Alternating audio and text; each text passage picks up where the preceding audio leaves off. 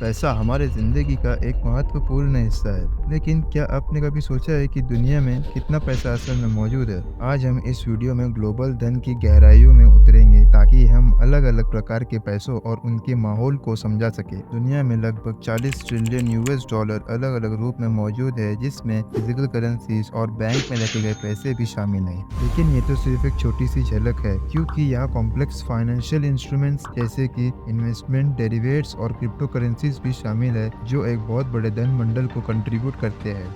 पैसा वस्तुओं और सेवाओं के लिए एक माध्यम है जो इकोनॉमी में इम्पोर्टेंट रोल निभाता है। ये सिर्फ लेन देन से ऊपर है। पैसा इकोनॉमी, सरकार और लोगों की जिंदगी को प्रभावित करता है। विश्व में मौजूद पैसे की सही मात्रा का निर्धारित करना एक कठिन काम है, क्योंकि अलग अलग प्रकार के करेंसीज और फाइनेंशियल इक्विपमेंट्स होते हैं, जैसे कि M0, M1, M2 और M3। M0 वो पैसा है जो हम फिजिकल फॉर्म में देखते हैं, जैसे कि कॉइन्स और नोट। जैसे कि जब हम दुकान में जाके कैश पेमेंट करते हैं या कोई हमें कैश देता है, उसे M0 कहते हैं। M1 में M0 के साथ कुछ और भी शामिल होता है। इसमें डिमांड डिपॉजिट होते हैं, जैसे कि करंट अकाउंट और चेकिंग अकाउंट्स, यानी कि हमारे पास बैंक में पैसा होता है जो हम कभी भी निकाल सकते हैं। M2 M1 से आगे बढ़कर है और इसमें सेविंग डिपॉजिट, म्यूचुअल फंड्स और मनी मार्केट सिक्योरिटीज भी शामिल होते हैं।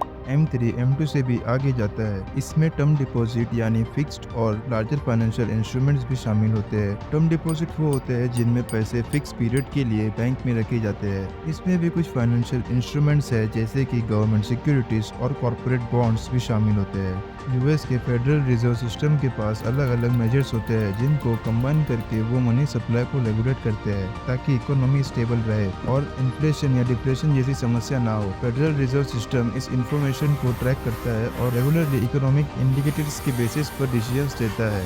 मार्च 2021 तक यूएस में लगभग 2.1 trillion US dollar physical currencies के फॉर्म में सर्कुलेशन में था। इसका मतलब है कि कॉइन्स और नोट्स के रूप में ये पैसे लोगों के हाथों में थे।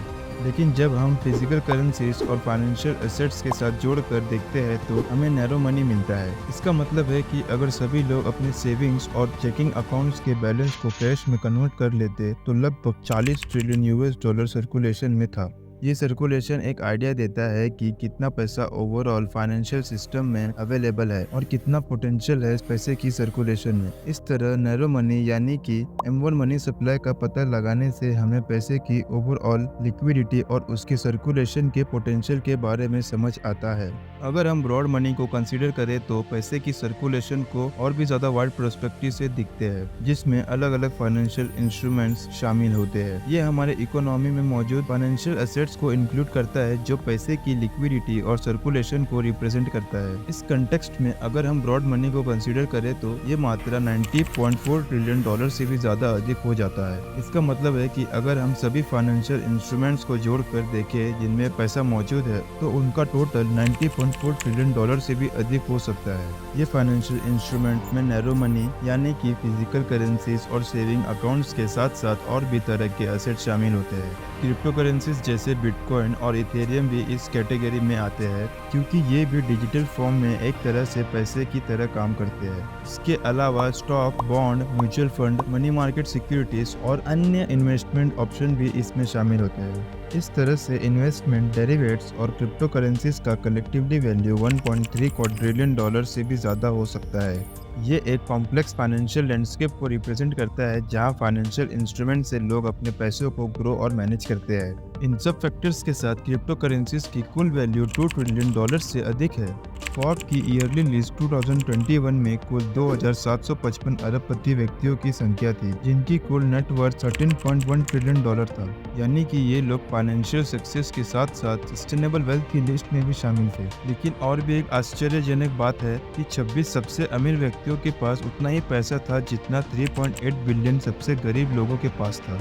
आजकल डिजिटल पेमेंट का ट्रेंड तेजी से बढ़ रहा है और फिजिकल करेंसीज के इस्तेमाल में कमी देखी जा रही है। लोग अब स्मार्टफोन, ऑनलाइन वॉलेट और डिजिटल पेमेंट प्लेटफॉर्म का इस्तेमाल करके ट्रांजैक्शन करते हैं, जिससे उनका लेन देन का प्रोसेस आसान हो जाता है। कई देश अपने CBDC यानी सेंट्रल बैंक डिजिटल करेंसी को डेवलप कर रहे हैं। ये डिजिटल वर्जन होते हैं ट्रेडिशनल करेंसी के, जिन्हें गवर्नमेंट और सेंट्रल बैंक इशू करते हैं। इनका पर्पस मेनली ये होता है कि सुरक्षित और नियमित तरीके से डिजिटल ट्रांजेक्शन हो सके, जो ट्रेडिशनल करेंसी की तरह सिक्योर होते हैं।